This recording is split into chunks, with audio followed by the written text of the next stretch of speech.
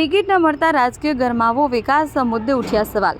લોકગાયક સાગર પટેલની પત્ની રાજવી પટેલ દ્વારા બનાવાયેલ એક વિડીયો સોશિયલ મીડિયા પર ઝડપથી વાયરલ થઈ રહ્યો છે। આ વિડીયોમાં તેમણે વિસનગર વિકાસ મુદ્દે ગંભીર સવાલો ઉઠાવ્યા છે। રાજવી પટેલે પોતાના વિડીયોમાં દાવો કર્યો છે કે વિકાસના નામે વિસનગરમાં કોઈ નોંધપાત્ર કામગીરી થઈ નથી અને વાસ્તવિક સ્થિતિ શૂન્ય જેવી છે। સાથોસાથ તેમણે સ્થાનિક ધારાસભ્ય અને કેબિનેટ મંત્રીની કામગીરી પર પણ સીધા પ્રહાર કર્યા છે। આ વિડીયો વાયરલ થતાં રાજકીય વર્તુળોમાં ચર્ચાનો માહોલ ગરમાયો છે અને હવે લોકોમાં પણ વિકાસને લઈ ચર્ચા તેજ બની છે। વધુમાં રાજવી પટેલે શું કહ્યું તે જુઓ।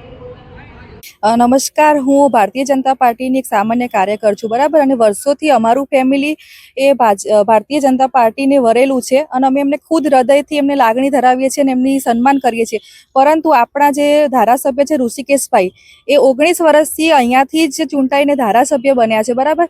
પણ અને આરોગ્ય મંત્રી અને સ્વાસ્થ્ય રિલેટેડ એમના મંત્રી પદ આપવામાં આવ્યું હતું, પણ અહીંયા 6 મહિનાથી આવીને હું જોઉં છું કે જ્યાં ત્યાં ગંદકી છે, રોગચાળો છે, મચ્છરોનો ઉપદ્રવ છે। તો એના વિશે પછી મને એવું થયું કે લાવો વિડીયો બનાવીને આપણે બતાવવું તો પડશે જ કે ભાઈ મંત્રીના આવા રાજ્યમાં કેમ આવું કાર્ય।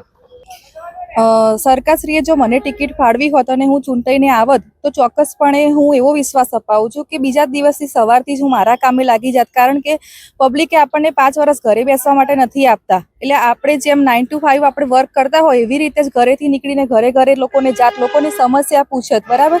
આ ચોખ્ખાઈનો નિકાલ, ગંદકીનો નિકાલ કરત, હું લોકોને જે સમસ્યાઓ છે રોડ રસ્તાનું એનું એ આગળ નોટિસો ને હાથ એ કરીને એમનું કાર્ય કરાવડાવત, બાકી ઘરે તો ના જ બેસત। અગાઉ પણ તમારા જે ફેમિલીમાં લોકો છે એ પણ ભાજપમાં રહી ચૂક્યા છે, તે પણ નગરસેવક પણ રહી ચૂક્યા છે, તેમની અનેક રજૂઆતોની અવગણના કરવામાં આવી છે।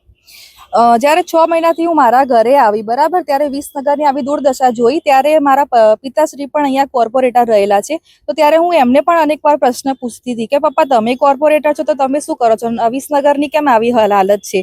ત્યારે પપ્પા પણ જણાવતા હતા કે બેટા મારાથી થાય એટલા હું પૂરતા બધા જ પ્રયત્ન કરું છું, જેનો ફોન આવે છે એનો હું ઉઠાવીને તરત જ એમનું કાર્ય કરવા જાઉં છું। પણ આગળ મારી જ્યારે હું કાર્યવાહી માટે આગળ એ કરું ત્યારે મારી અવગણના કરવામાં આવે છે, મારો અવાજ કાયમ મને દબાવવામાં આવે છે। એના માટે થઈને એ કરી નથી શક્યા આગળ કામ। આપણે ભાજપમાં ટિકિટ માંગી હતી? હા, મેં માગી હતી।